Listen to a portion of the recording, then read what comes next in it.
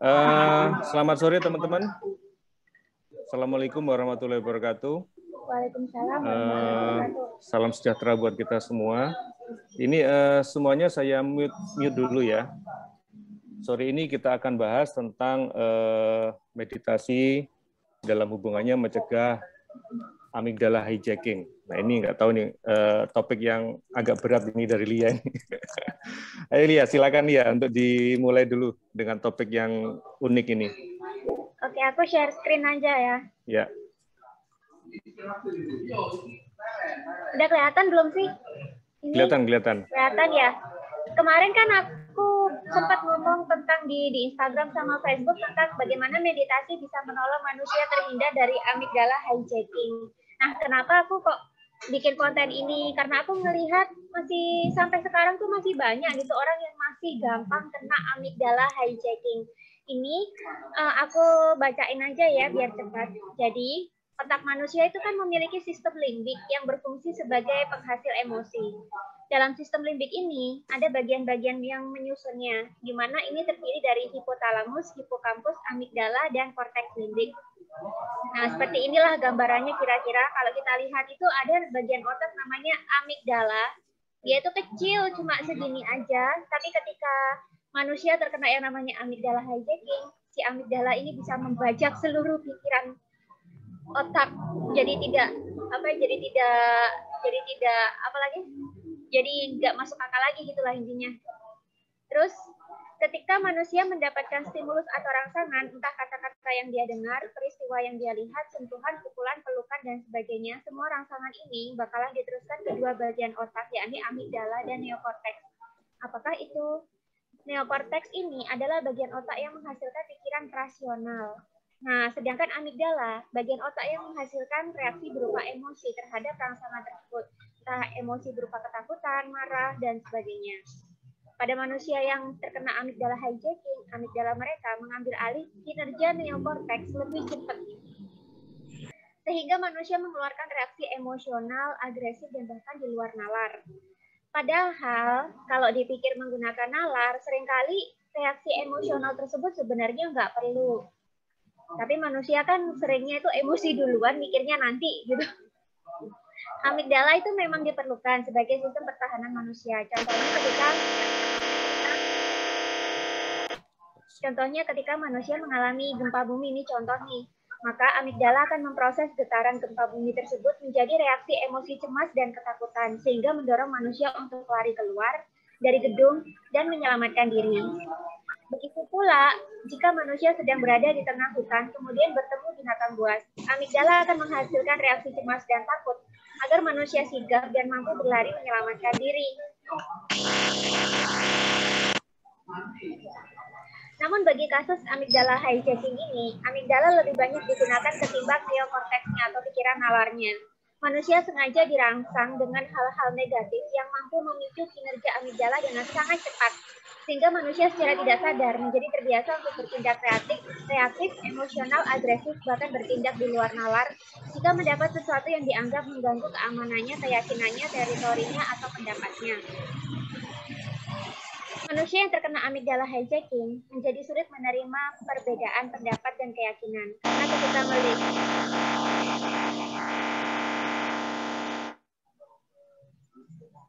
Karena ketika melihat atau mendengar sesuatu yang berbeda sedikit aja, dia akan langsung marah atau tersinggung. Nah, teknik amigdala hijacking ini banyak digunakan oleh intelektual tidak bertanggung jawab demi kepentingan politik tertentu. Kasus penistaan agama oleh Ahok ini contohnya ya. Ini agak sensitif tapi terpaksa saya harus bahas karena ini adalah salah satu contoh yang kelihatan sangat nyata, gede banget. Di mana waktu kasus ini masih hangat-hangatnya itu kan kita lihat banyak orang yang jadi gampang marah, gampang tersinggung, terus dikit-dikit takut neraka, takut kafir, takut apa, terus dia musuhin temennya yang nggak sependapat sama dia gitu kan. Dan itu kan kayak kita kan kayak kepecah banget dari yang semula kita nggak apa-apa, fine-fine aja, tiba-tiba tuh aduh udahlah aku nggak mau berteman sama kamu, males lah, toxic gitu kan. Aduh aku juga nggak mau berteman sama kamu kan ahli neraka gitu kan sering kayak gitu. Nah ini kalau diterus-teruskan manusia nggak segera tahu penyebabnya apa, ya aku mikirnya aduh bahaya nih. Makanya kan aku angkat topik ini karena kalau aku lihat ya memang salah satu sumbernya yang bikin mereka bereaksi negatif itu adalah karena mereka sedang mengalami amigdala hijacking. Karena memang amigdala hijacking ini nggak pandang bulu apapun agamanya, apapun status pendidikannya, ketika dia nggak bisa memberdayakan pikirannya, ya sudah dia bakalan terkena ya gampang banget terkena amigdala hijacking ketika dia ketemu sama orang yang pendapatnya beda dan dirasa pendapatnya itu bisa membahayakan keyakinannya, membahayakan kedudukannya, membahayakan pendapatnya, orang itu bakalan cepet banget tersinggung dan bahkan mungkin marah-marah atau melakukan hal-hal yang di luar nalar gitu. Dan ini sering banget dijadiin senjata untuk menggerakkan massa, nggak cuma Indonesia kok.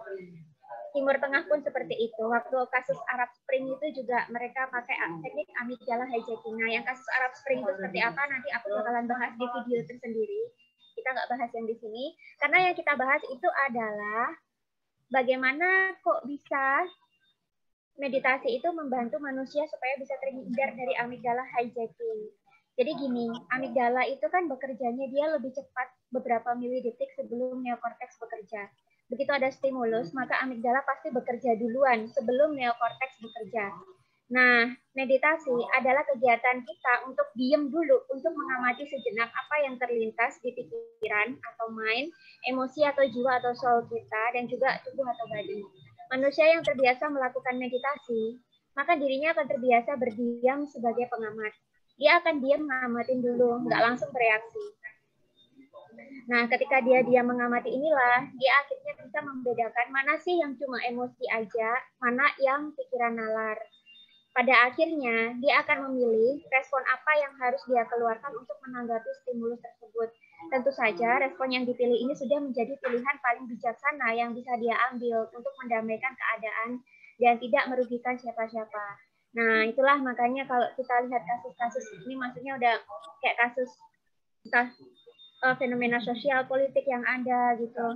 Orang yang terbiasa meditasi itu biasanya dia nggak gampang ikut-ikutan untuk dikit-dikit demo, dikit-dikit marah, dikit-dikit cyberbullying gitu. Dia nggak gampang ikut kayak gitu. Dia diem dulu ngamatin gitu. Biasanya kayak gitu. Nah ini aja sih yang aku tulis. Oh, ini ada lagi. Makanya manusia yang terbiasa meditasi, dia tidak mudah digiring politikus seperti domba atau hewan ternak digiring oleh pengembalanya. Ketika ada peristiwa apapun, dia akan diam dulu menjadi pengamat. Kuncinya adalah diam dan amati. Ketika manusia diam inilah, maka neokorteksnya akan bekerja menghasilkan pikiran-pikiran nalar yang konstruktif. Terbiasa bermeditasi juga dapat mengendalikan emosi. Emosi dan manusia adalah satu kesatuan. Kita tidak bisa lepas dari emosi karena emosi inilah yang membuat kita hidup selayaknya manusia. Tapi emosi itu harus bisa dikontrol. Bila tidak, dia bakalan merugikan. Salah satu cara mengontrolnya adalah dengan mengamatinya, bukan membunuhnya. Manusia kan kadang mikirnya, aku lagi emosi, bunuh itu emosi. Nah, biasanya emosi itu kalau kita bunuh, dia malah berontak, malah berusaha menguasai. Nah, kalau saya sih diajarin Pak Didi, kita kan manusia kan tetap ada emosi ya, kita hidup dengan beragam emosi gitu. Kalau kita lagi emosi, gimana sih cara ngontrolnya? Jangan dipaksa untuk diam, jangan dibunuh itu emosi. Udah kamu amatin aja, maksudnya ketika kamu lagi emosi marah, cepet amati itu marahnya. Ini siapa ini yang ini? Yang apa? Yang coret-coret.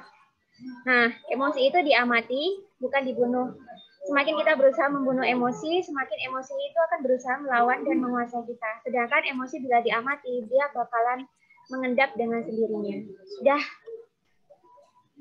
Mungkin dari Mas Kurniawan dulu ada tanggapan sebelum kita ke Pak Didi. Ya, thank you Lia. Oke, bisa di ini. Saya sedikit memberikan highlight aja ya. Kebetulan saya sudah membuat apa namanya, ya sedikit untuk menajamkan apa yang sudah Lia sharingkan tadi. Ya, ini kelihatan ya? Kelihatan Mas. Ya, oke. Thank you Lia. Menarik. Sorry, ini suara dari siapa ya? Ada yang apa? Ada suara game ya?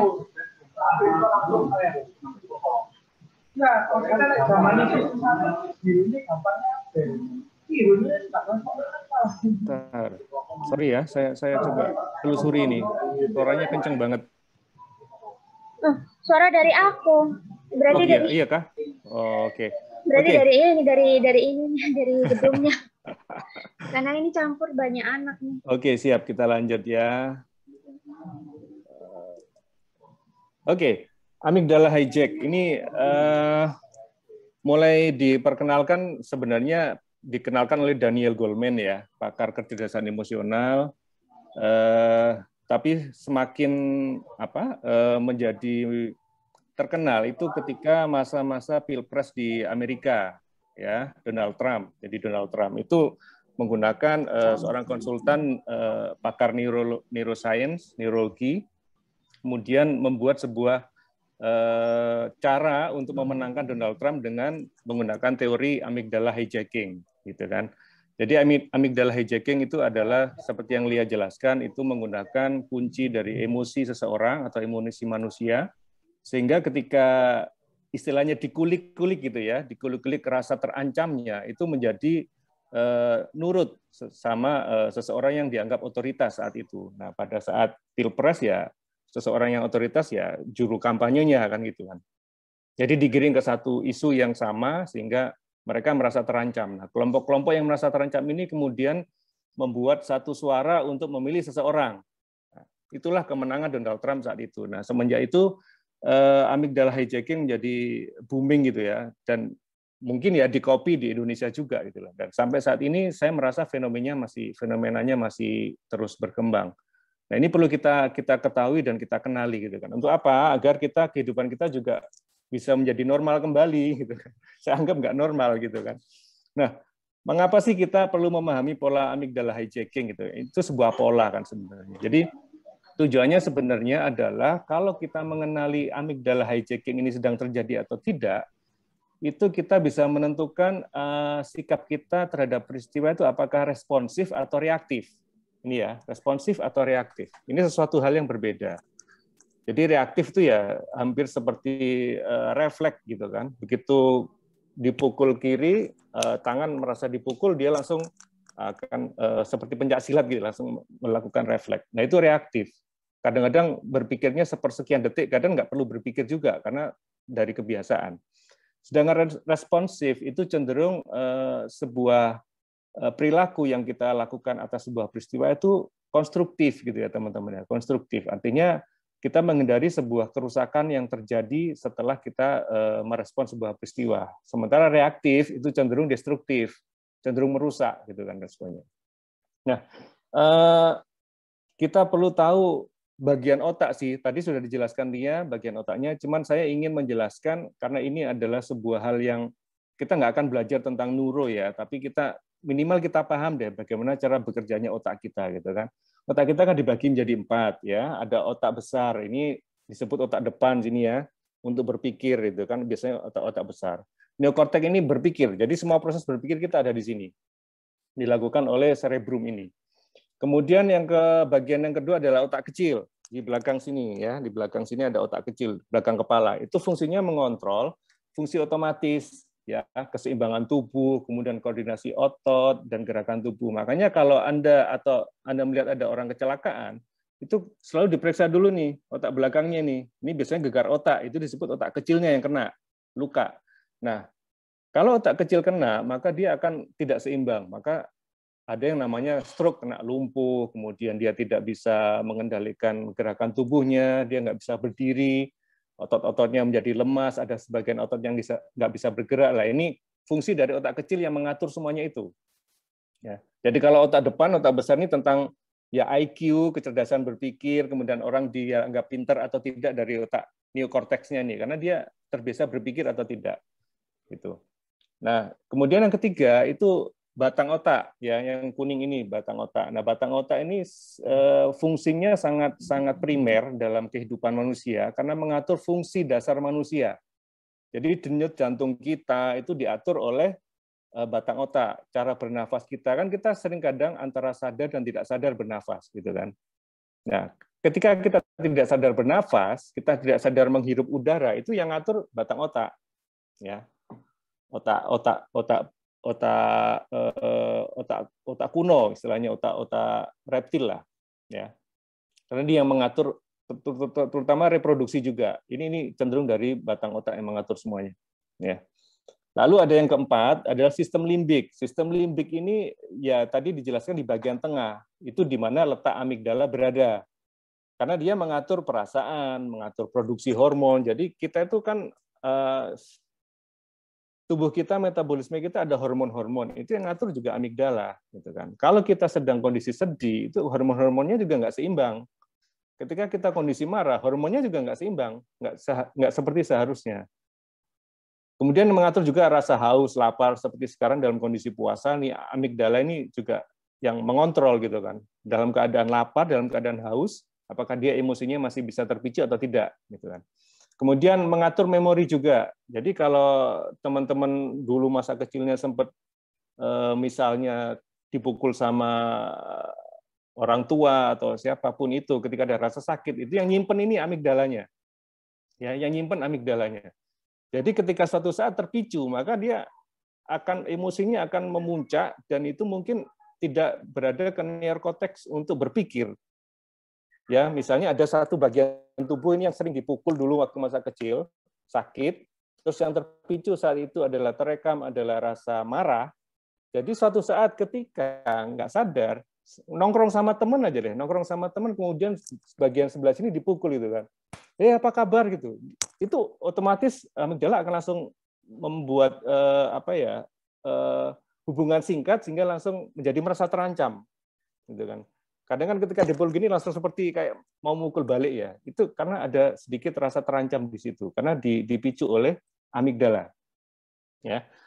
Jadi ini dipahami aja. Oh, jadi kita jadi ngerti nih. Jadi kalau ngomong berpikir kita ada di neokorteks, kemudian kalau kemudian ngomong masalah tubuh ya kita harus jaga nih otak kecil kita nih. Makanya kita sering diminta pakai helm untuk menjaga keselamatan ya karena itu begitu pentingnya otak kecil untuk kehidupan manusia. Ya. Tapi untuk sistem limbik, nah ini yang bisa kita selalu evolusi, kita selalu berkembang, kita selalu bisa mempunyai kesempatan untuk memperbaikinya. Paham ya teman-teman ya? Oke, kemudian saya kasih contoh gimana sih prosesnya amigdala itu bereaksi. Contoh nih, kita tahu ada api nih di depan, ada api, terus nggak sengaja tangan kita kena api tersebut. Maka api, ada panca indera dari kulit kita mengenai api itu, maka ini langsung memberi langsung dua respon terhadap dua sistem. Satu ke sistem limbik, ya ngasih sinyal ke sana, satunya ngasih sinyal ke neokorteks untuk yang proses berpikir. Ini bersamaan. Jadi begitu kulit kita kena panas api, dia langsung ngasih sinyal ke otak ini ya, langsung kedua. Nah, harusnya neokorteks sama sistem limbik ini sama gitu kan prosesnya. Tapi ternyata di amigdala itu prosesnya jauh lebih cepat dari neokorteks. Jadi karena ini mengandung ancaman nih. Saya kena panas nih, kena api. Ini mengandung ancaman. Dia langsung ngasih message, ngasih pesan ke sistem limbik di proses amigdala bahwa ini ancaman dan harus segera bergerak. Maka dalam sepersekian detik kita langsung narik gini kan, karena kena api. Kenapa? Kalau kita pakai neokorteks, nggak pakai amigdala, kita masih berpikir, oh ini api ya, api ini panas ya, wah nanti aku sakit ya, ini sudah lewat, ini sudah kena duluan, kulit kita sudah luka duluan. Jadi karena diproses sebagai ancaman, maka amigdala ini fungsi pentingnya adalah dia menjaga kelangsungan hidup manusia. Jadi kalau kehidupan kita dianggap terancam, maka dia langsung segera memberikan respon, dan itu otomatis tubuh kita juga refleks untuk melakukannya. Ya, ini sedikit respon peristiwa, bagaimana proses terjadinya sehingga amigdala ini begitu pentingnya untuk proses kehidupan manusia. Ya. Mudah-mudahan dimengerti ya prosesnya. Terus amigdala itu merespon ancaman seperti apa? Ada tiga, ya ada tiga. Ini mulai dari nenek moyang kita, mulai zaman bahula, masih zaman pemburu, ya masih nggak pakai baju pemburu itu sama prosesnya ya. Jadi tetap fight, flight, and freeze. Ya, flight itu bertarung ya, bertarung. Ini amigdala karena pemicunya dia langsung memberikan respon seperti itu. Fight ini ya, kalau contoh ini contoh di dunia modern sekarang ya, misalnya seorang ibu melihat anaknya di jalan dirampok gitu kan, maka dia akan amigdala langsung merespon, dia akan memberikan sebuah reaksi fight. Maka dia akan berjuang sebagaimana kerasnya, bahkan mungkin melewati bahaya agar anaknya selamat. Ya, bahkan mungkin itu si perampok itu bawa pistol atau bawa parang, itu si ibu nggak peduli gitu. Yang penting dia akan melindungi anaknya. Nah ini adalah proses fight, ya, proses fight. Banyak kita lihat di dunia kehidupan nyata, fight ini bisa kita lihat. Kemudian yang kedua, respon apa amigdala terhadap sebuah peristiwa? Dia ada flight, ya, flight atau menjauh, menyingkir gitu, menjauhi bahaya. Ya, ya contoh kalau ada kita melihat ular gitu kan, ya flight gitu kan, karena merasa ancaman ini maka dia akan langsung menghindar, lari sejauh-jauhnya. Tapi jangan salah, proses fight dan flight ini itu tergantung juga dari pengalaman seseorang individu, ya, dari pengalaman seseorang. Maka ada orang yang melihat ular, dia merasa nyaman-nyaman saja selama jaraknya masih belum 1 meter. Ada yang jarak 10 meter, dia ngelihat, udah langsung lari, udah gemetaran gitu. Ya. Jadi ini fight and flight. Kemudian yang ketiga adalah freeze. Ini suara saya putus-putus ya. Yang ketiga adalah freeze. Nah, freeze itu contohnya ketika kita mendapatkan sebuah sebuah berita yang sangat mengagetkan, ya, entah itu berita kedukan atau apapun itu, biasanya kita cenderung untuk diem, ya, otot kaku, kemudian seperti tidak bisa ngomong apa-apa, kosong sementara, blank sementara, dan itu adalah proses freeze. Ya. Itu amigdala yang bekerja, yang berperan di situ amigdala. Jadi amigdala ini bukan berarti sesuatu yang ketika kita ngomong amigdala hijacking, wah berarti ini ada sesuatu yang harus kita hindari, enggak juga, gitu kan? Karena amigdala adalah sebenarnya adalah sistem yang diciptakan oleh tubuh di dalam otak itu untuk melindungi manusia agar survive. Kenapa? Coba teman-teman bayangkan jika dulu nenek moyang kita itu pinginnya adalah fight terus, maka bisa jadi nggak ada kita saat ini. Gitu kan. Ketika melihat tinggi itu bergoyang-goyang gitu kan, mungkin pemburu bilang, wah itu binatang buas, gitu kan. Lari yuk. Yang satu bilang, ah bukan, itu bisa jadi hanya burung-burung yang sedang bergerak di bagian bawah gitu. Ayo kita datang ke sana. Nah, ada dua pilihan. Nah, ketika yang fight itu yang datang ke sana, kemudian ternyata tiba-tiba beneran binatang buas, ya habis. Tapi yang flight, yang berlari karena dengan negatif thinking-nya dianggap itu adalah sebuah ancaman, maka selamat.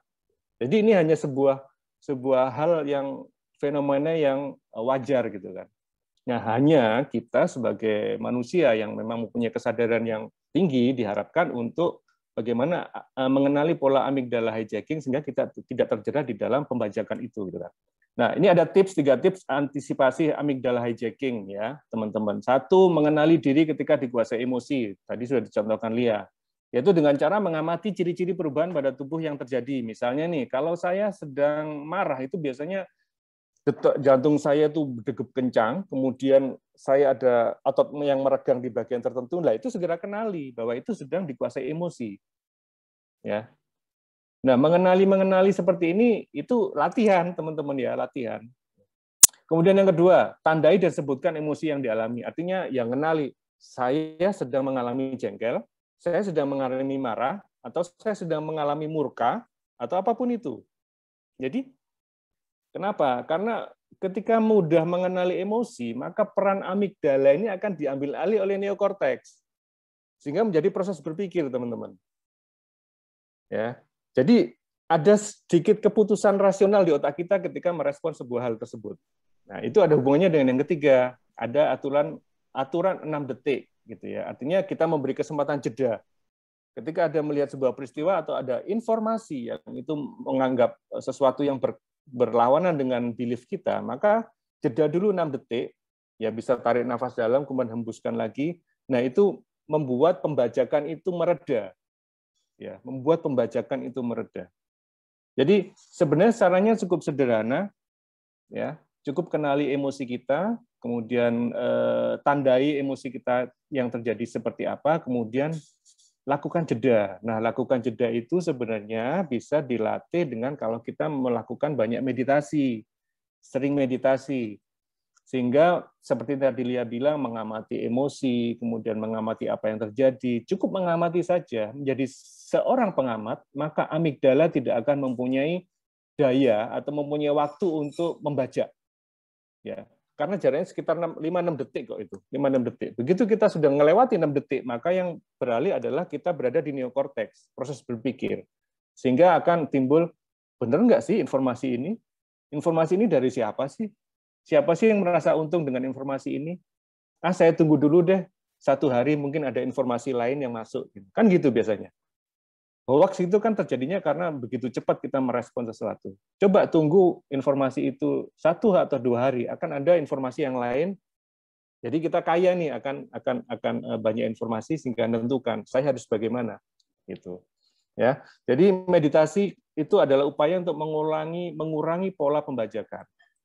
Sehingga kita menjadi diri sejati seutuhnya, sadar diri dan akhirnya bertanggung jawab atas setiap keputusan yang diambil. Jadi teman-teman, ketika sering melakukan meditasi, kemudian kesadaran murni sudah kita sering berada di sana, kesadaran diri semakin tinggi, maka kita akan menjadi seorang insan yang bertanggung jawab atas setiap keputusan yang diambil. Sering yang kita lihat di fenomena sosmed saat ini adalah banyak sekali orang yang terhijack, ya, terbajak dengan amigdala, banyak banget. Maka sering terutama milenial. Setelah terjadi yang timbul penyesalan. Kalau sudah di-hijack amigdala selalu penyesalan. Akhirnya tanda tangan pernyataan di atas materai 10.000 atau terpaksa harus di cap dulu sama nginep dulu di kantor polisi. Akhirnya kan nangis-nangis di situ. Nah, dia sebagai seorang yang terbajak oleh amigdala sehingga langsung merespon, yang terjadi adalah penyesalan di akhir harinya. Itu. Jadi penting teman-teman, di saat-saat yang seperti sekarang, adanya tsunami informasi, adanya banyak hal-hal yang karena kita di dunia maya gitu kan, maka jangan sampai kita terbajak ya dengan amigdala, tapi kita sudah mulai mengalihkannya ke neokorteks sehingga kita timbul proses berpikir gitu kan. Biarlah amigdala itu ketika benar-benar proses ancaman yang terjadi, ancaman yang real gitu kan, ancaman real, ya ancaman yang benar-benar demi kelangsungan hidup kita ya. Contoh seperti tadi ada binatang buas, ada ular, ada kebakaran. Nah itu prosesnya memang diperlukan sangat cepat untuk menyelamatkan diri. Tapi dalam kehidupan yang berdasarkan informasi, kita langsung mengambil sebuah keputusan yang itu sebenarnya harus bisa dilakukan proses berpikir dulu.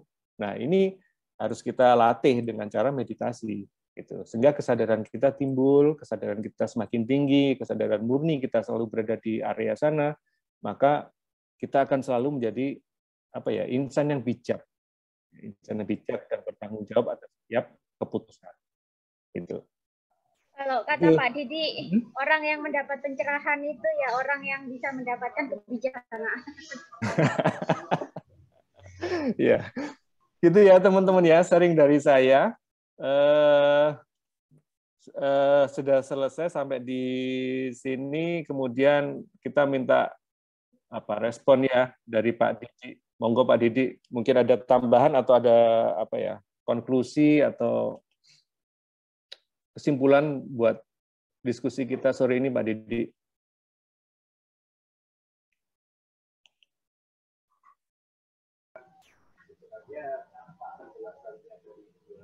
Pak Didi? Nggak dengar, Pak.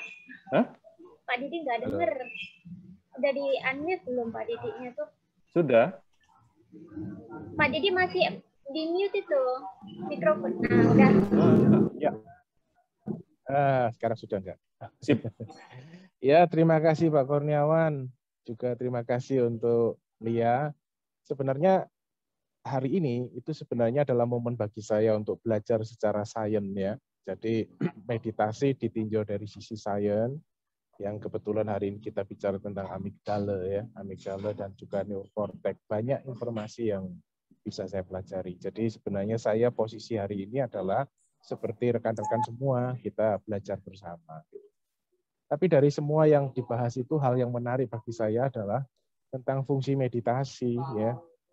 Jadi ternyata meditasi memang ujung-ujungnya adalah self control gitu. Kalau guru-guru saya dulu pernah memberikan sebuah resep untuk memberikan tanggapan terhadap apa yang datang, apa yang menghampiri kita sebagai sebuah peristiwa atau apapun itu.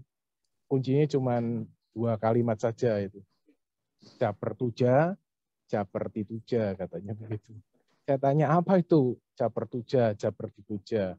Japertuja itu artinya jangan percaya begitu saja.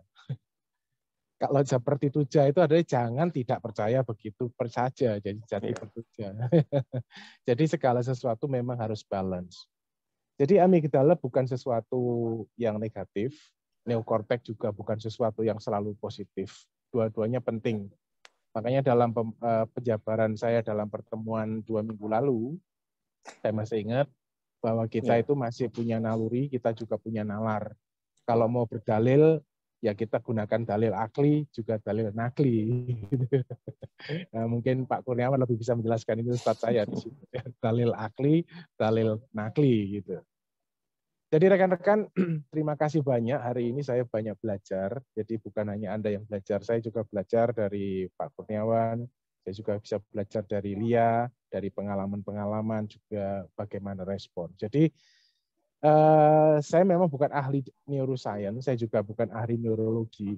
Saya memang seorang praktisi dari meditasi ya. Memang di dalam meditasi itu kita itu menggunakan filosofi hidup seperti itu, jati pertuja, japertuja. Jadi segala sesuatu itu perlu ada jeda. Kalau 6 detik cukuplah gitu. Saya masih ingat dengan profesor saya waktu saya masih kuliah dulu. Beliau mengatakan begini, nanti kalau kamu sudah terjun ke masyarakat, kamu akan menghadapi banyak informasi yang dikatakan sebagai tsunami informasi, kata Pak Kurniawan tadi. Itu betul sekali. Nah, bagaimana caranya? Caranya yang pertama, jangan lupa bernafas. Ya, jadi segala informasi yang menghampiri Anda, peristiwa yang menghampiri Anda, jangan pernah lupa bernafas. Nah, maksudnya apa? Nah, bernafas di sini adalah disadari nafas itu. Minimal itu sebelum Anda itu mengucapkan satu kata untuk meresponi, Anda minimal itu sudah 3 kali menarik nafas panjang, menyimpannya, dan membuangnya pelan-pelan. Dan saya dalam prosesnya saya belum mengerti sampai kemudian mengalami sendiri ketika sesuatu hal yang mengancam istilahnya, karena manusia tadi kan dikatakan butuh nyaman, butuh aman, begitu kan. Jadi begitu ada informasi yang membuat saya terusik kenyamanan dan keamanan, saya mulai mengambil nafas panjang, lalu saya hembuskan pelan-pelan, saya lakukan 3 kali. Ternyata berbeda. Jadi intinya itu meditasi itulah seperti itu sebenarnya. Meditasi itu bukan sesuatu yang mistis begitu, enggak, tapi sesuatu yang sebenarnya sehari-hari kita pergunakan. Jadi ada jeda. Nah, ternyata efeknya memang berbeda. Efeknya berbeda itu ketika saya ngomong, nah saya memenuhi hukum alam, hukum di mana Tuhan menciptakan kita dengan satu mulut kan ya, dengan 2 mata, dengan 2 telinga. Jadi artinya kita pergunakan saja itu. Sebelum kita ngomong satu kata, coba lihatlah 2 kali. Dengarlah 2 kali. Bernafaslah 3 kali dalam. Nah, ketika saudara mengucapkan satu kata, pengalaman saya, jadi meditasi itu harus pengalaman ya, saudara-saudara. Pengalaman saya yang banyak keluar itu adalah satu kata saja sebenarnya. Baiklah, baiklah, baiklah. Itu saja. Jadi segala sesuatu sudah pada tempat dan yang seharusnya begitu juga baik. Ya. Jadi intinya itulah mungkin simpulan saya yang mungkin tidak nyimpul sebenarnya, tapi saya belajar banyak hari ini. Terima kasih banyak. Ya. Itulah dari saya kira-kira. Jadi mari kita biasakan untuk bermeditasi. Ya tentu saja hari ini kita bermeditasi dengan belajar bernafas. Jangan pernah lupa bernafas. Nafaslah yang tenang. Nah, biasanya kalau orang Jawa itu Itu kalau ngajarkan itu biasanya kan begini. Kalau nelongso itu kan begini, saudara-saudara ya. Ya Allah gitu ya. Ya Allah gitu ya. Padahal sebenarnya ini adalah merangsang juga titik-titik yang namanya itu apa ya istilahnya itu daya tahan tubuh kita. Jadi ini hormon ini ya hormon. Jadi intinya dengan mengelus begini ini kita itu sebenarnya membuang sesuatu yang destruktif sebenarnya. Kita akan konstruktif. Nah, tidak percaya saudara-saudara menerima informasi apa saja, saudara paham, saudara sadar bahwa segala sesuatu sudah pada tempat dan yang seharusnya. Ketika saudara mulai ngelus dan saudara ingat kepada Tuhan, yang terjadi saudara pasti akan selalu nyaman. Ya, nyaman karena tidak ada segala sesuatu yang merusak kita kecuali kita mengizinkan, tidak ada sesuatu yang sifatnya destruktif kepada kita kalau kita sendiri tidak mengizinkan. Jadi semua fenomena itu adalah proyeksi dari pikiran kita. Jadi open mind, open emotion. Ya, jadi istilahnya mari kita lanjutkan lagi pelajaran meditasi kita. Demikian Pak Kurniawan, saya kembalikan kepada narasumber. Thank you Pak Didi. Oke, menarik ya teman-teman ya. Memang ujung-ujungnya adalah self control gitu kan. Self control ya self control. Sip. Thank you Pak Didi. Belajar banyak saya hari ini terhadap Master Didi. Pak Guru. Oke, mungkin ini sekalian kita bahas ya. Ada yang tanya ini. Oh, ini dari Alfa. Halo Kak, mau bertanya, kalau latah itu termasuk amigdala hijacking nggak sih? Latah, Pak Didi. Silakan Pak Kurniawan, dari sisi sains dulu. Enggak sih. Dari ini pengalaman nerapi saja deh. Saya nggak tahu itu sains atau enggak. Tapi sebenarnya semuanya sains sih. Cuman saya belum bisa konstruksinya aja ya. Jadi kalau latah itu sebenarnya dari kebiasaan yang memang diprogram, ya kebiasaan. Awalnya kan seseorang latah itu kan tidak otomatis latah kan, ya Mbak Alfa. Latah itu dia bisa melihat dari orang yang latah, ya melihat dari orang yang latah. Kemudian dia diprogram orang bisa, karena kalau dari teman-teman yang paham dari gelombang otak, hipnosis itu sebenarnya ketika proses seseorang kaget itu baru program apapun itu bisa masuk, gitu kan. Nah, awalnya orang memprogram sebenarnya latah itu diprogram orang lain, ditepuk kemudian dibilangin kata-kata jorok gitu, misalnya jaran misalnya, begitu ditepuk langsung jaran itu sebenarnya kan diprogram sebenarnya, sehingga sampai di suatu titik itu menjadi sebuah kebiasaan. Ya. Terus yang terutama saya jelaskan seseorang yang bisa tersembuhkan dari latah itu kan harus dihindari dulu secondary gain istilahnya, atau keuntungan ganda dibalik keuntungan utama. Apa keuntungannya? Orang yang latah biasanya kawannya banyak karena dia menjadi hiburan di kelompok temannya itu. Gitu. Jadi bahan goda-godaan akhirnya. Jadi bahan godaan. Dia merasa dia dihargai gitu kan. Kalau nggak ada lu nggak rame gitu kan. Nah, itu adalah sebuah keuntungan bagi dirinya. Dia mudah diterima di lingkungan manapun. Gitu loh. Nah, kalau keuntungan itu tidak bisa dihilangkan dari dirinya, maka tidak akan bisa disembuhkan. Karena dia merasa, saya ada untung kok. Tapi pernah saya melakukan terapi ke seorang, kamu mau nggak sih ini latahnya dihilangin? Mau sih, soalnya saya sering merasa tidak bisa mengontrol diri saya gitu kan di tengah situasi. Kemudian ini latahnya ngeri loh teman-teman. Latahnya itu dia langsung ambil sesuatu yang berada di dekatnya untuk dilempar gitu. Ini latahnya seperti itu. Itu kan berbahaya. Ketika dia menyadari berbahaya, kemudian dia menyadari untuk ingin bebas dari hal itu, karena manusia sebenarnya merdeka, punya free will, maka saya ajak dia untuk ke free will-nya itu. Oke, kamu bebas merdeka loh. Gitu. Nah, dalam prosesnya kemudian singkat saja, kemudian dia menjadi tidak latah. Dia menjadi tidak latah. Jadi dia bisa kontrolnya kembali gitu kan. Tapi apa yang terjadi? Teman-temannya yang malah marah sama saya. Loh, kok kamu hilangin? Kan jadi nggak seru lagi nih. Nongkrong sama ada yang dibully. Dibully lagi loh. Gitu loh. Jadi jawaban untuk alfa ini adalah bukan termasuk amigdala hijacking sih kalau saya melihatnya. Itu adalah tentang kebiasaan, pola kebiasaan yang diprogram. Ya bisa dihilangin sebenarnya, bisa dihilangkan. Tapi apakah keuntungan itu yang berada dalam dirinya itu bisa dihilangkan gitu kan. Kalau dia merasa merdeka, saya nggak butuh dibully untuk diterima orang lain, ya dia bisa merdeka. Dia akan bebas dari latah itu gitu. Itu. Ada tanggapan dari Pak Didi atau Lia? Atau ada teman yang latah?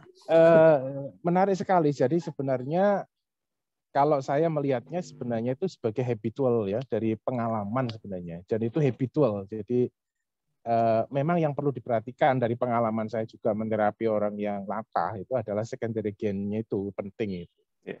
Jadi ketika itu bisa dikonversi ke sesuatu yang lebih konstruktif, ya biasanya sembuh. Gitu. Seperti itu. Jadi intinya itu adalah habitual ya. Entah itu berkaitan dengan amigdala, secara sains mungkin perlu dikaji, tapi pastinya itu adalah habitual. Dan habitual itu biasanya sangat mudah untuk diterapi. Ya. Begitu. Sepakat berarti, Pak. Oke, ini Lia, buat Lia nih, dari Pak Agus Subekti.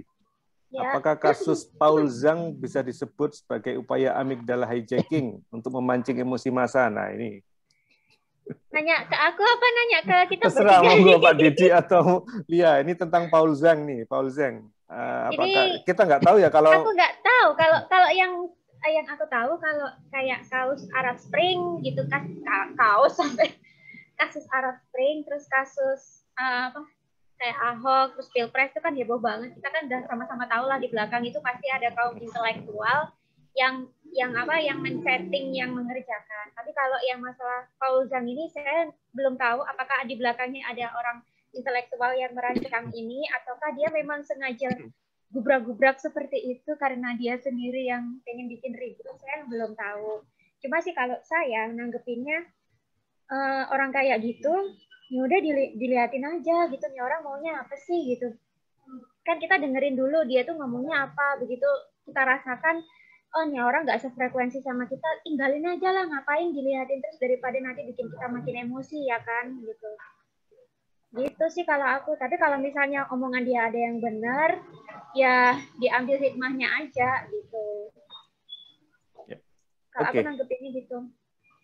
Kalau saya tentang Paul Zhang ini sebenarnya kan gini, amigdala hijacking kalau itu motif, ya semua orang punya motif gitu kan.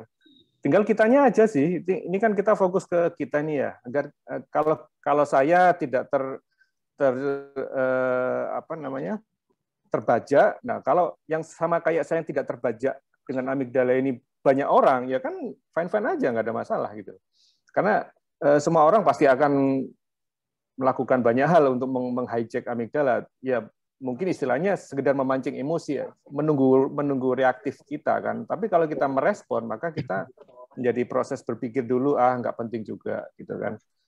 Nah, mungkin makanya kan aku bikin konten itu karena takutnya setelah ini akan ada lagi gitu ya, yang bikin kita marah-marah, emosi jiwa gitu. Ya. Daripada emosinya dibuat cyberbullying, mending buat nge-gym aja. Tenaganya. Ya, kalau saya menarik, saya sempat ada yang 3 circle itu ya, Lia. Mungkin buat teman-teman juga buat sama-sama saling belajar. Ada 3 circle, yaitu circle lingkaran kontrol diri. Nah, itu yang cuma bisa kita kontrolkan itu. Bagaimana cara saya berbicara, bagaimana cara saya berpikir, bagaimana cara saya menggerakkan tangan, kaki, dan sebagainya. Itu yang murni bisa kita kontrol kan gitu. Jadi kita fokus ke area situ saja.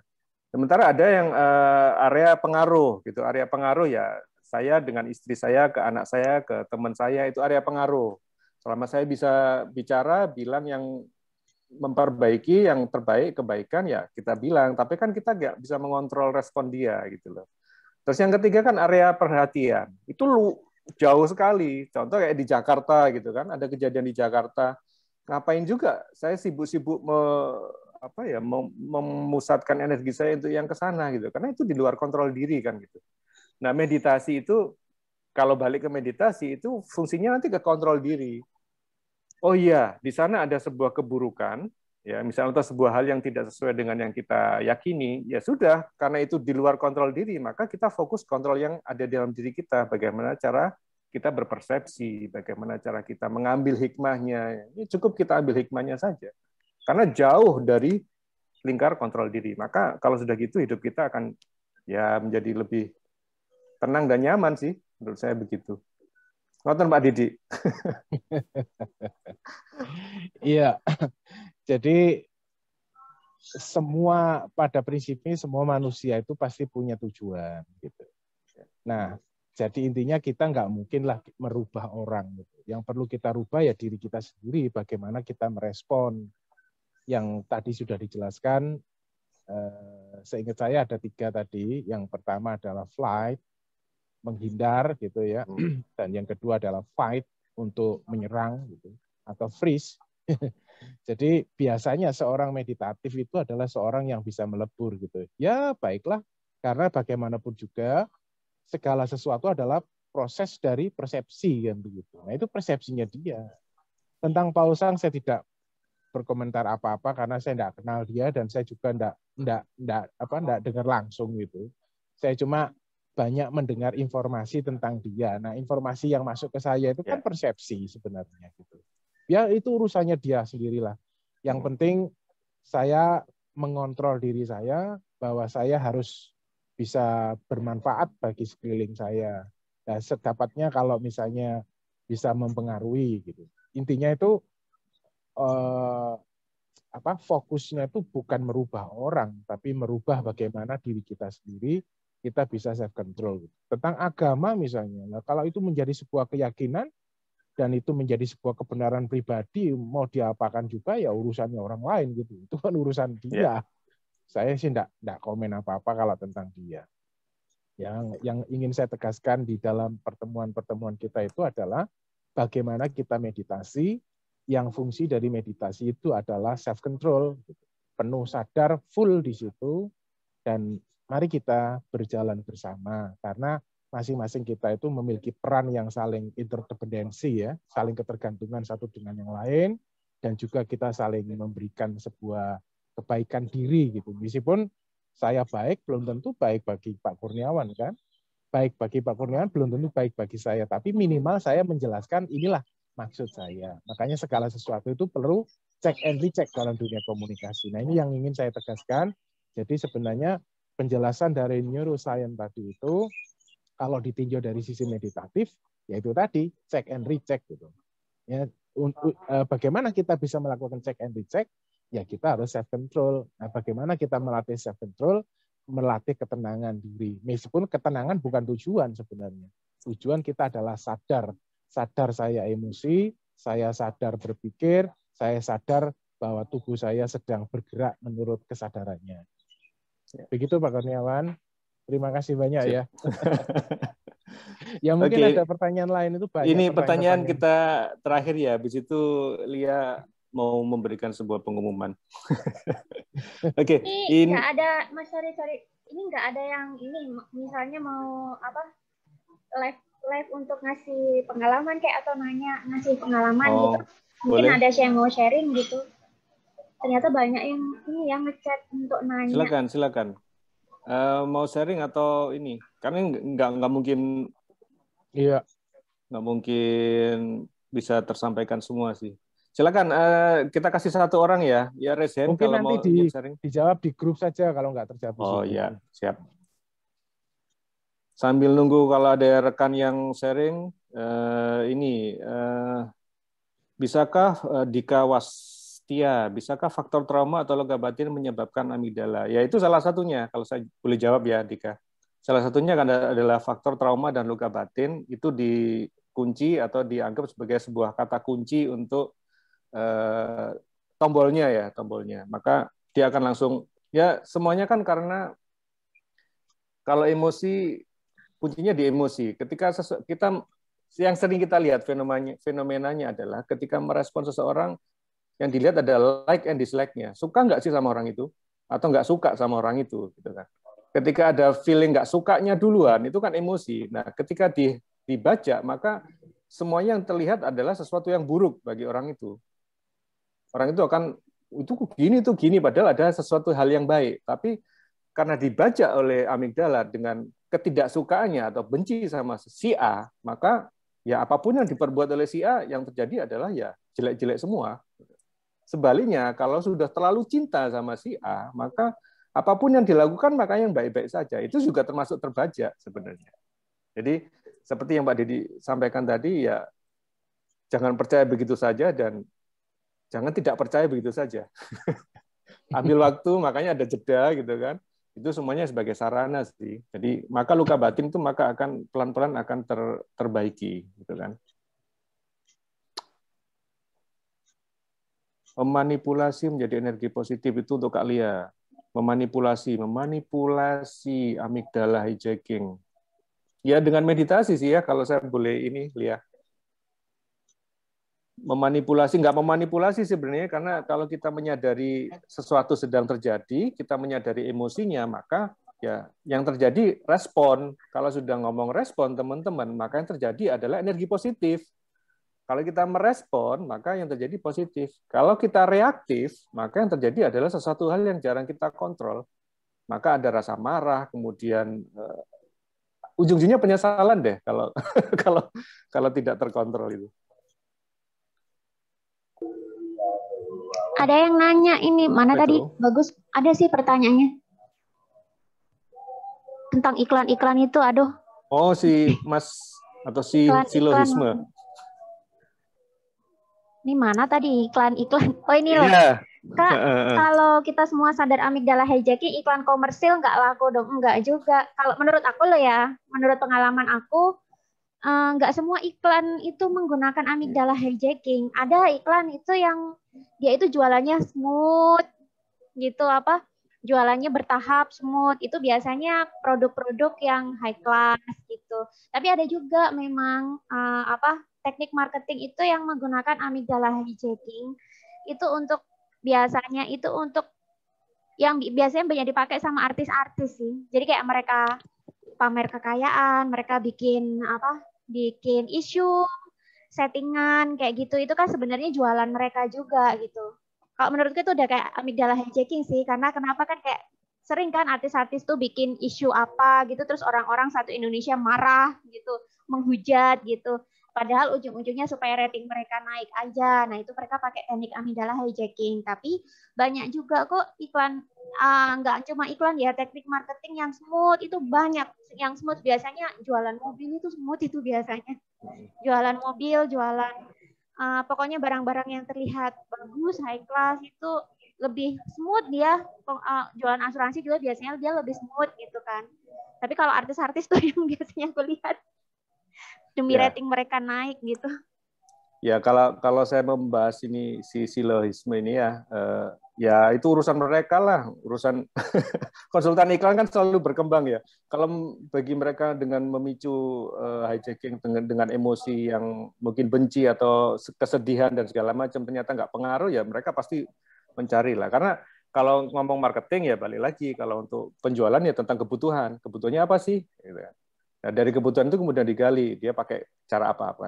Cara emosi mana yang digali nih, kebutuhan. Apakah dari sisi kemanusiaan atau dari sisi cinta segala macam kan bisa. Ya bagi saya amigdala hijacking akan juga terus berkembang karena emosi kita kan juga otak kita mengalami evolusi juga gitu kan. Ternyata dengan begini nggak bisa nih gitu kan. Orang sudah tahu nih, maka akan dicari lagi emosi apa yang bisa dijadikan pemicu kan itu. Ini Mas ada yang bagus nih. Apakah amigdala hijacking ada hubungannya dengan kelenjar pineal dalam hal kesadaran murni? Konfirm Kak Lia. Kalau hubungannya ini ya, kalau kita kesadaran murni itu kan proses di mana kita yang ada itu tinggal kesadaran kita aja. Maksudnya itu pikiran, emosi itu sudah mengendap. Segala persepsi, ego, nafsu itu sudah mengendap. Jadi kan kalau kita dalam kondisi normal ini kan kita ya mikir, ya mengeluarkan perasaan, mengeluarkan emosi, terus kemudian ada faktor ego juga yang mungkin juga muncul, terus kemudian ada hasrat, keinginan, nafsu gitu kan. Tapi ketika kita sudah mencapai kondisi kesadaran murni, ya cuma kesadaran kita aja. Faktor-faktor seperti pikiran, emosi, terus habis itu ego, nafsu itu kan sudah mengendap semua. gitu. Jadinya ya kalau kita sudah sadar murni ya nggak bisa di amigdala hijacking gitu karena kita udah waras sewaras-warasnya. Terus hubungannya sama kelenjar pineal. Kalau menurutku lebih enak dibahas Pak Didik aja deh. Ya itu Atau Mas Kurniawan lah. Hal yang ya kalau apakah ada hubungannya ya tentu semuanya saling terhubung karena itu semuanya bagian dari otak juga kan. Kelenjar pineal, kemudian amigdala, kelenjar pituitari dan segala macam itu satu hubungan dari otak. Jadi semuanya pasti saling bereaksi lah. Cuman kalau tentang pineal kan tentang hormon juga sih. Nah, tetap amigdala juga ada hubungannya dengan tentang pelepasan hormon juga. Jadi kendalinya di amigdala tetap untuk hormon. Ini kalau saya melihat dari beberapa dari sisi neuroscience ya. Jadi balik lagi sih kalau kita tetap meditasi tetap ada efeknya ke proses amigdalanya, ada efeknya juga ke kelenjar pinealnya juga gitu kan. Semuanya ada efeknya. Yang penting dengan nanti kita melakukan meditasi atau melakukan cara-cara untuk bisa mendapatkan self control, maka otomatis yang penting kita kan balik lagi yang penting bagi diri kita adalah kita bisa sadar terhadap potensi yang sudah diberikan Tuhan kepada diri kita dan kita manfaatkan untuk manusia dan sebanyak-banyaknya umat kan gitu. Bagaimana Pak Didi? Pineal gland saya rasa terlalu melenceng sih. Ya, saya setuju saja. Sebenarnya kalau mau ditanyakan apakah ada kaitannya, ya tentu saja berkait karena semua itu kan menjadi satu kesatuan yang saling melengkapi gitu. Tapi dari sisi meditatif sebenarnya cuma begini saja sih. Setiap pertanyaan yang muncul itu bagus, pasti ilmu akan terus berkembang. Tapi cobalah tanyakan kepada diri sendiri, apa sih untungnya kalau saya tidak tahu? Dan apa ruginya kalau saya tahu? Apa untungnya saya tahu, apa ruginya kalau saya nggak tahu gitu. Karena ujung-ujungnya semua kan perlu pengalaman gitu. Pengalaman di dalam meditasi. Jadi kembali lagi kepada topiknya bahwa seluruh percakapan kita itu kan meditasi gitu. Nah, ini ada hari ini sebenarnya cuma satu tinjauan dari neuroscience tentang meditasi. Jadi kalau ada kaitannya untuk saat ini jawaban saya adalah keyakinan bahwa ya pasti ada karena tubuh manusia itu kan memang unik dan saling melengkapi satu dengan yang lain. Gitu Pak Kurniawan. Jadi nggak usah panjang lebar lah. Apa sih untungnya kita tahu dan apa ruginya kita nggak tahu? Kecuali satu, kita tetap melatih diri untuk self control gitu. Ya, thank you Pak Didi. Itu kunci. Saya dulu dapat kata-kata itu nggak tahu 6 tahun tuh 7 tahun lalu sama Pak Didi. Saya merendung Pak Didi, saya merendung setelah panjenengan itu ngasih itu.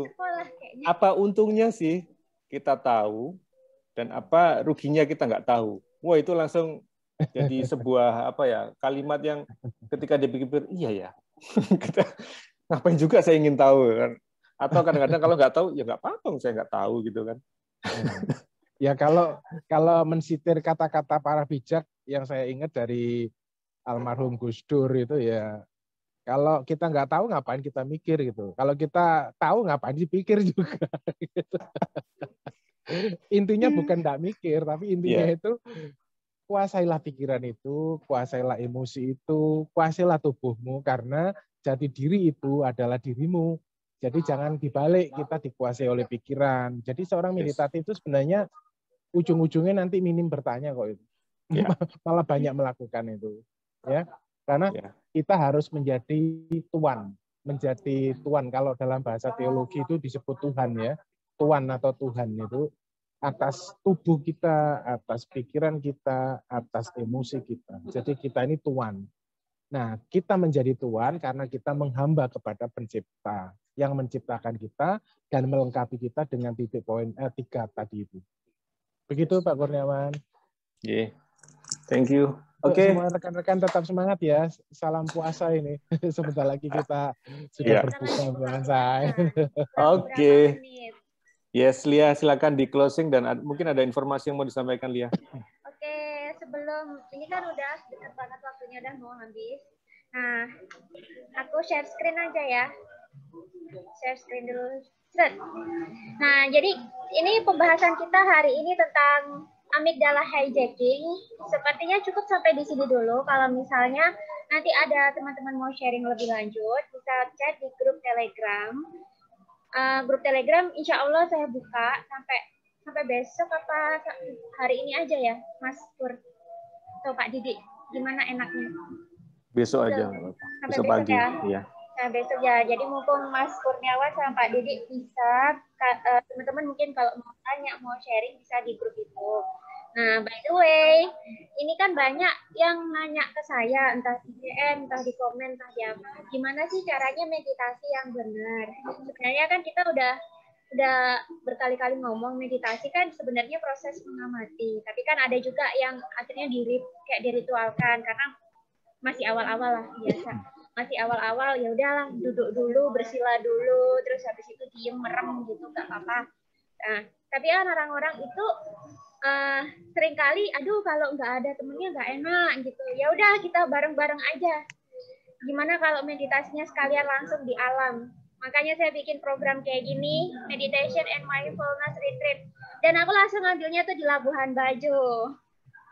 Langsung di Labuhan Bajo aja. Karena kenapa? Pemandangan di sana alamnya tuh bagus banget. Jadi ini lokasi aku foto ini adalah salah satu di pulaunya. Ini salah satu spot pulaunya yang paling terkenal. Ini bagus banget. Jadi kita kalau mau melatih mindfulness di sini tuh dapat banget. Dan ini nggak cuma satu pulau, karena Labuhan Bajo itu terdiri dari banyak pulau kecil-kecil yang semuanya indah-indah. Mau pulaunya, mau pantainya, mau bawah lautnya itu indah semua. Nah, makanya kita meditation and mindfulness retreat bareng di sini aja. Nanti bareng-bareng sama aku ikutan kok. Aku nanti juga kasih materi. Jadi teman-teman bisa sharing juga sama aku. Dan kenapa kalian harus banget ikut ini? Kalau nggak ikut ini rugi.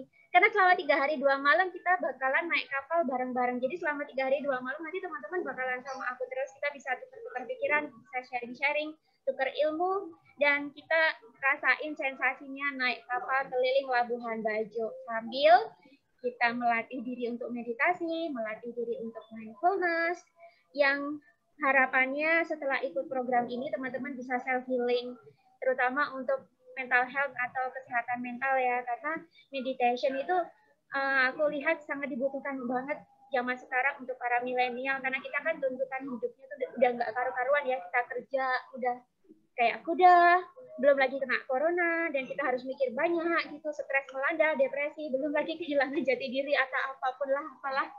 Jadi kalau bukan kita yang menyembuhkan diri kita sendiri, masa kita mau bergantung sama orang lain terus gitu kan. Udah saatnya kita kenal sama diri kita sendiri, kita bisa menyembuhkan diri kita sendiri, jadi nggak selamanya kita tergantung obat, tergantung dokter, tergantung psikolog gitu. Kita bisa kok gitu. Kalau saya bisa sembuh, berarti teman-teman juga bisa sembuh gitu. Nah, kenapa kok di Labuhan Bajo ya? Yang pertama karena programnya itu live on board. Maksudnya live on board itu ya kita di kapal terus. Selama retreat ya kita di kapal, terus nginepnya di kapal, workshopnya di kapal. Cuma turun kalau lagi di pulaunya atau di pantainya aja. Ini salah satu foto pulaunya. Ini namanya Pulau Kelor, bagus banget. Biru banget airnya. Terus kita juga bisa menyatu dengan alam. Kita bisa menyatu dengan alam, jadi alam di sana tuh bagus. Jadi kita bisa benar-benar melatih mindfulness di sana, ngamatin alam, ngamatin diri sendiri, ngamatin behavior kita, ngamatin pikiran kita, ngamatin emosi kita di sana. Dan biasanya sih tanpa sinyal. Terakhir saya ke sana sinyalnya masih susah. Kenapa kok tanpa sinyal ini saya pilih ya? Karena mau nggak mau teman-teman akhirnya sibuk dengan dirinya sendiri, nggak sibuk sama handphone. Karena gimana-gimana handphone itu gangguan terbesar kita saat ini. Memang sih handphone itu banyak untuk komunikasi, banyak sekali manfaat, untuk kerja banyak sekali manfaat. Tapi seringkali handphone juga yang membuat kita itu sangat lelah, sangat stres, dan bikin kita lupa sama diri kita sendiri. Nah, karena di sana tidak ada sinyal, ya udah mau nggak mau kita sibuk dengan diri kita sendiri, kita sibuk dengan alam, kita sibuk dengan teman-teman yang ada di kapal, dengan teman-teman satu grup retreat dengan saya gitu. Dan kalau teman-teman penasaran nanti itu selama retreat ngapain aja sih? Nih, destinasinya tuh kayak gini. Hari pertama kita ke Kelor, kemudian kita ke Pulau Manjarite. Nah, sorenya kita ada workshop pengenalan meditasi dan mindfulness, terus habis itu kita sunsetan bentar. Habis itu lanjut lagi malamnya workshop lagi tentang materi dasar meditasi. Besoknya subuh-subuh kita ke Padar, kemudian ke Pink Beach, terus habis itu siangnya kita ke Komodo Island, kita nyari komodo di sana, kita trekking nyari komodo, kemudian ke Taka Makassar sama Manta Point untuk lihat ikan manta di sana langsung. Kemudian malamnya kita workshop lagi, praktek meditasi dan sharing pengalaman. Nanti teman-teman bisa sharing-sharing sama aku, gimana ceritanya, prosesnya meditasi sekarang kayak gimana, terus mental health sepertinya seperti apa gitu kan. Kemudian hari ketiga, hari terakhir, habis subuh lah ada workshop bentar, mana sih meditasi untuk self healing. Kemudian kita main-main bentar di Kenawa Island, habis itu sudah pulang. Terus benefit apa yang bisa teman-teman dapat? Yang pasti liburan ya. Tapi liburannya nggak sekedar liburan pulang gitu doang, nggak. Liburan sekaligus pengembangan diri. Karena diharapkan setelah ikut retreat ini, diri teman-teman lebih berkembang, lebih bisa menyembuhkan diri sendiri, lebih kenal diri sendiri, gitu. Terus kemudian bisa praktek langsung meditasi dan mindfulness. Jadi teman-teman nggak tanya-tanya lagi nanti gimana sih meditasi yang benar, gimana sih mindfulness yang benar. Kita praktek bareng. Kemudian yang pastinya bisa meet and greet, apalagi kan dia meet and greet sama YouTuber gitu kan. Dan ini nanti masuk konten aku kok. Jadi kalian semua nanti aku rekam, masukin konten. Terus dan bisa lebih kenal dekat dengan alam Indonesia, karena banyak banget orang Indonesia tapi mereka nggak kenal dengan alamnya Indonesia seperti apa. Dan aku pilih Labuhan Bajo, kenapa? Karena udah Taman Nasional Komodonya sudah masuk sebagai situs warisan dunia oleh UNESCO, dan ini salah satu kebanggaan kita. Dan ini adalah foto-foto yang diambil dari Labuhan Bajo, bukan dari tempat lain, ini dari Labuhan Bajonya. Nah ini kalau teman-teman ikutan, selain fasilitas yang didapat selama retreat ini, teman-teman juga bisa dapat bonus. Yang pertama nanti dapat e-book tentang meditasi, kemudian dapat group support juga selama 1 bulan. Jadi group supportnya itu bakalan dibuka terus selama 1 bulan. Jadi anytime teman-teman mau cerita, mau sharing, mau curhat di grup itu, ada saya standby, dan nanti kalau misalnya pesertanya nyampe 20, nanti Pak Didi juga ikutan. Kemudian teman-teman juga bakalan dapat dokumentasi. Jadi jangan khawatir, misalnya teman-teman, aduh nggak bisa foto nih, gitu kan. Di sana udah ada fotografernya, gitu. Sudah saya sediakan dan bisa dibawa pulang, itu dokumentasinya, foto, video, dan lengkap.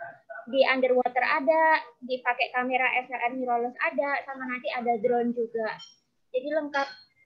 Rugi kalau nggak ikutan. Jadi, nah mumpung kita ada kita ini retreatnya memang Agustus sih, 13 sampai 15 Agustus, tapi kita cuma terbatas buat 22 orang aja, karena kita naik kapal, dan kapalnya itu cuma bisa buat segini aja gitu.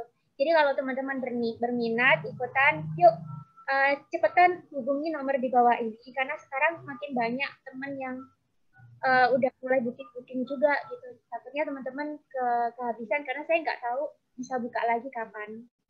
Mumpung di Labuhan Bajo juga belum musim hujan ya, bulan Agustus, karena September itu sampai Februari dan biasanya udah masuk musim hujan, nggak begitu enak buat kesana lagi, dan saya belum tahu nanti bikinnya di mana lagi. Dan gitu aja sih menurut aku. Kalau teman-teman mau langsung hubungin aja nomor ini lewat WhatsApp, nanti akan dibalas sama adminnya. Oke, Mas Kurniawan. Oke, thank you. Iya. Karena waktu sudah mepet dengan waktu berbuka di bagian Indonesia bagian Barat, WIB, kita akhiri dulu ya teman-teman ya. Terima kasih atas partisipasinya, hadir semua, dan semoga ilmu yang kita sama-sama gali hari ini, saling belajar hari ini, bisa bermanfaat untuk kehidupan kita sehari-hari. Oke, thank you teman-teman semuanya. Kalau ada pertanyaan, kita lanjut ke grup Telegram ya. Yang belum join grup Telegram, join aja ke grup Telegram ya. Di Instagram itu kan ada bio, ada link yang di bio-nya itu diklik aja, atau di bawah video terbaru aku juga ada kok link untuk menuju ke grup Telegramnya itu. Diklik aja. Oke. Kalau gitu, terima kasih Pak Didi, terima kasih. Thank you semuanya, makasih Mas Kurniawan, Pak Didi, dan yang udah join. Selamat berbuka puasa, semoga diterima semuanya. Assalamualaikum warahmatullahi wabarakatuh. Waalaikumsalam.